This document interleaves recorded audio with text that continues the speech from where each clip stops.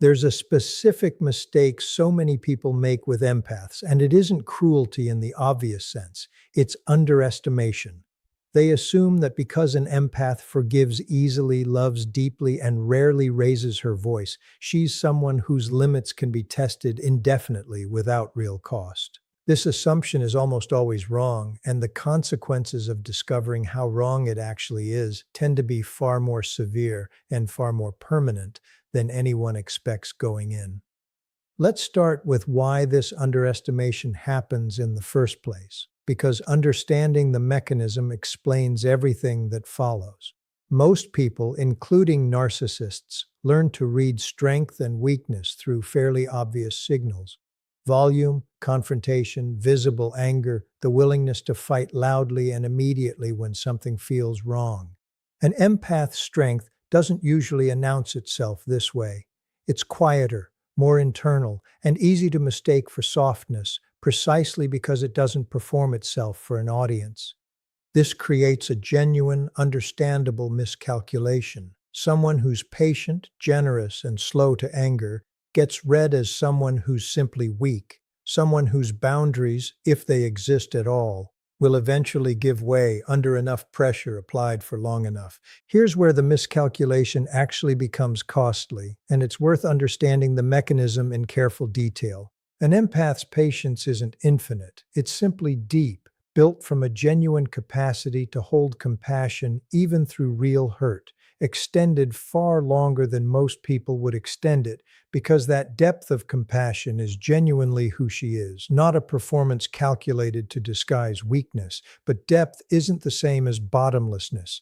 When that depth finally genuinely reaches its limit, not through a single dramatic incident, but through the accumulated weight of everything that came before it, what happens next tends to be sudden, complete, and almost never reversible. This is worth understanding as fundamentally different from how most people's limits function.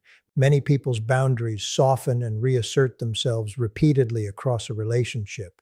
Anger flares, then cools, then flares again, creating a kind of ongoing negotiation where the other person learns through trial and error exactly how far they can push before real consequences arrive, and exactly how to walk that line indefinitely. An empath's limit doesn't usually work this way, because her patience was built on genuine compassion rather than fear or dependency. Once that compassion is genuinely exhausted, once she finally fully understands that continued patience isn't generosity anymore but self-erasure, the shift tends to be permanent rather than cyclical. There's no ongoing negotiation to return to, because the internal shift that produced her withdrawal wasn't reactive, it was foundational. Here's the first brutal consequence worth understanding clearly. The withdrawal, when it finally happens, tends to be total rather than partial. This is worth distinguishing from how most relationship conflicts resolve, where even significant ruptures often leave some residual connection, some willingness to eventually reconcile if enough time passes and enough effort is made. An empath who has genuinely, fully reached her limit frequently doesn't leave this kind of residual opening. The compassion that once made room for endless second chances has been converted, through repeated exhaustion, into something closer to complete release. Not bitterness exactly, but a total absence of the emotional investment that would normally keep a door even slightly open for eventual reconciliation.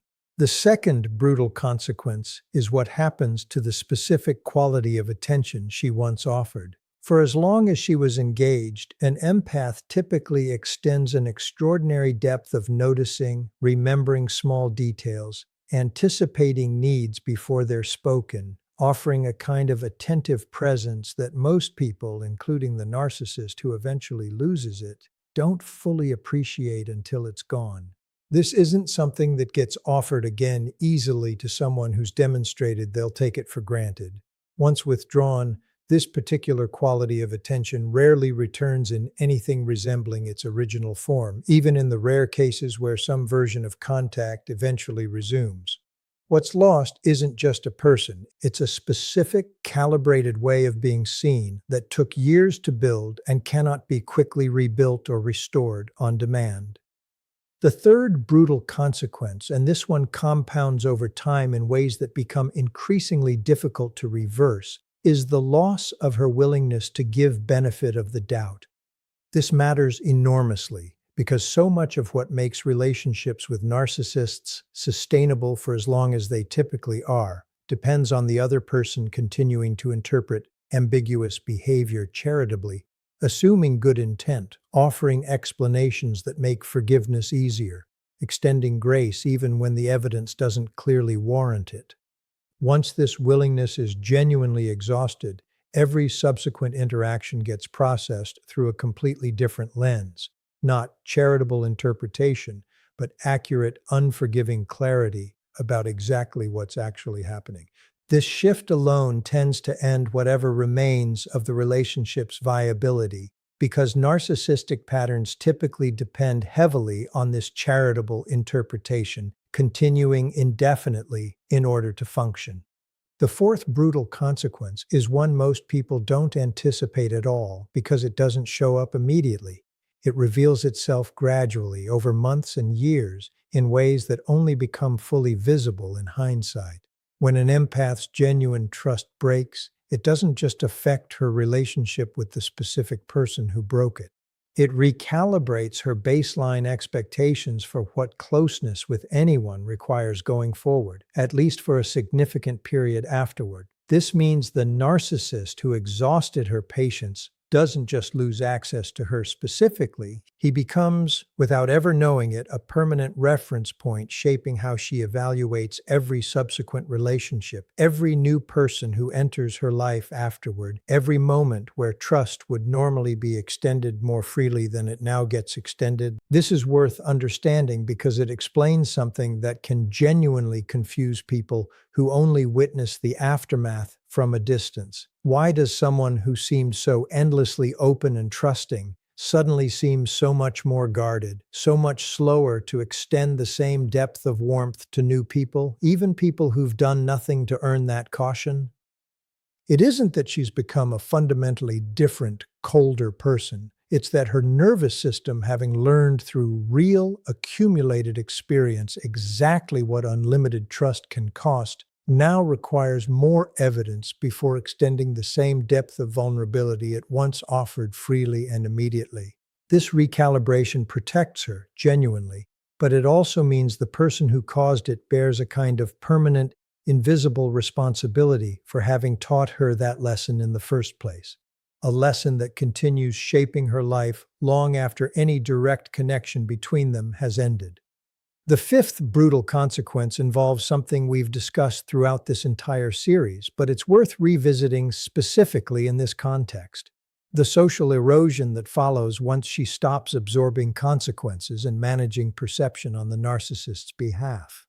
For as long as the relationship functioned, she was likely doing an enormous amount of invisible labor, making excuses to friends, softening difficult moments before they reached other people, protecting a reputation that was never fairly hers to protect. Once her patience genuinely breaks, this labor stops immediately and completely, and it stops precisely because the same shift that ended her tolerance for his behavior also ended her willingness to keep shielding him from its consequences. This exposure, arriving all at once rather than gradually, tends to be far more damaging than the same information reaching people slowly over time would have been, precisely because it arrives without her careful management softening its impact. Here's the sixth consequence, and it's worth understanding as perhaps the most permanent of all six.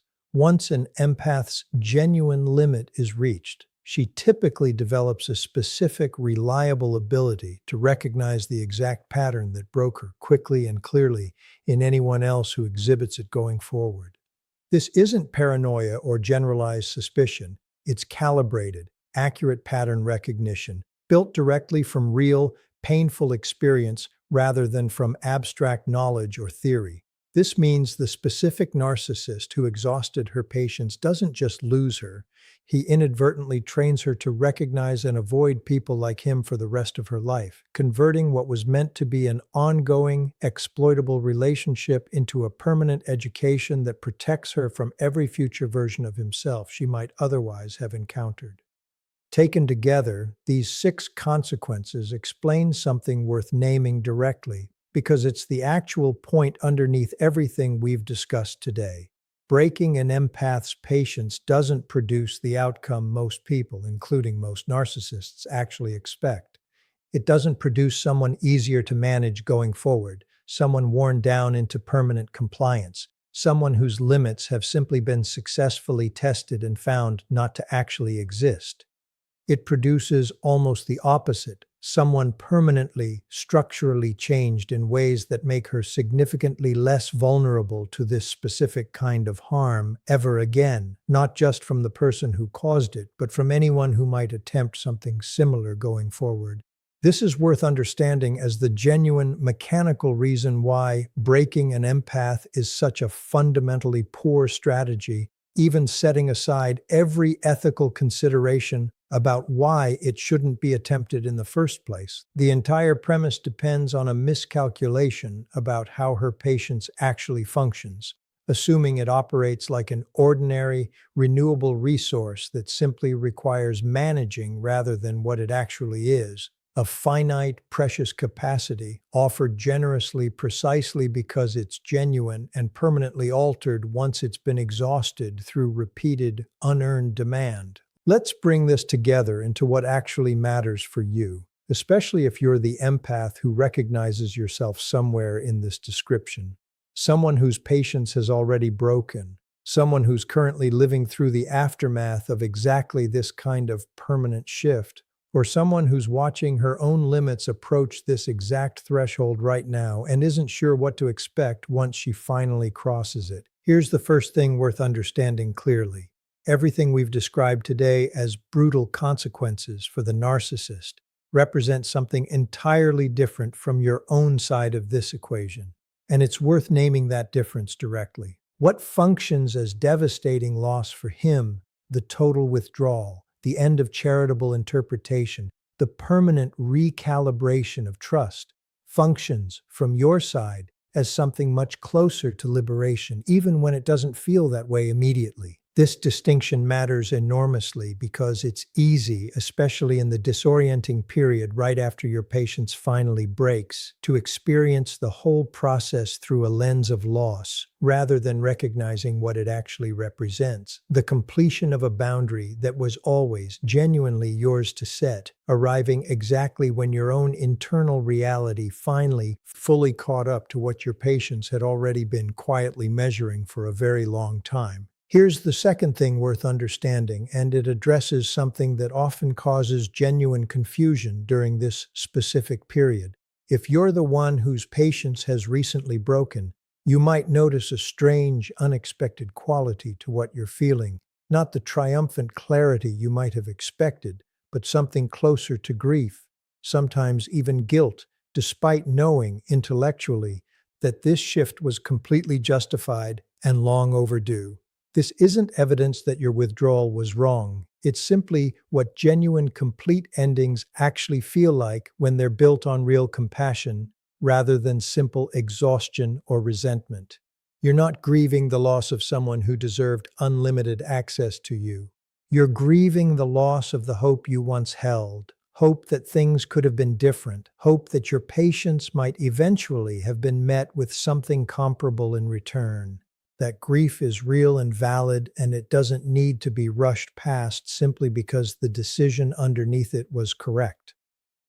Here's the third thing, and it's perhaps the most important reframe as we close out this discussion. The 6 consequences we've walked through today weren't things you did to him. This distinction matters enormously, and it connects directly to something we've emphasized throughout this entire series. You didn't withdraw your trust as punishment. You didn't stop extending charitable interpretation as a strategic weapon. You didn't develop sharper pattern recognition in order to protect some abstract sense of victory over him. Every one of these 6 consequences emerged naturally as the honest, structural result of your own genuine exhaustion finally catching up to your own genuine worth, a worth that was always there, even during all the years you extended patience past the point it was actually being honored or returned. This is worth understanding as the final, most important truth underneath everything we've discussed in this video.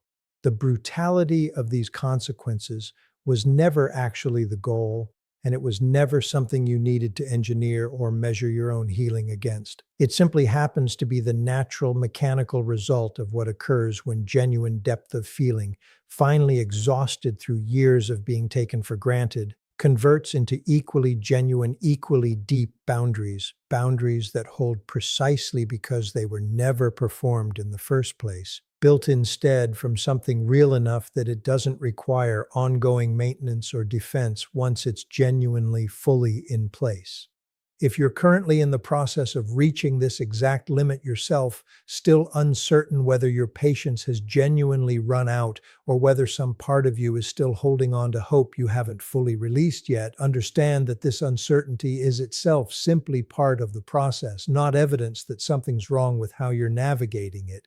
And if you've already crossed this threshold, already living in the aftermath of your own patience finally permanently breaking, understand that everything you're experiencing, the grief alongside the clarity, the guilt alongside the relief, the strange disorienting mixture of loss and liberation happening simultaneously, is exactly what this kind of genuine, complete ending is supposed to feel like. You didn't break anything that wasn't already honestly broken long before your patience finally caught up to that reality. What you actually did in reaching this limit was simply stop protecting a version of the relationship that had already quietly stopped existing a long time before you were finally ready to acknowledge it. That acknowledgement, however brutal its consequences might look from his side, was never actually cruelty on your part. It was, simply and completely, the truth, arriving exactly when you were finally strong enough to let yourself see it clearly and brave enough to finally act on what you'd already known for far longer than you'd been willing to admit.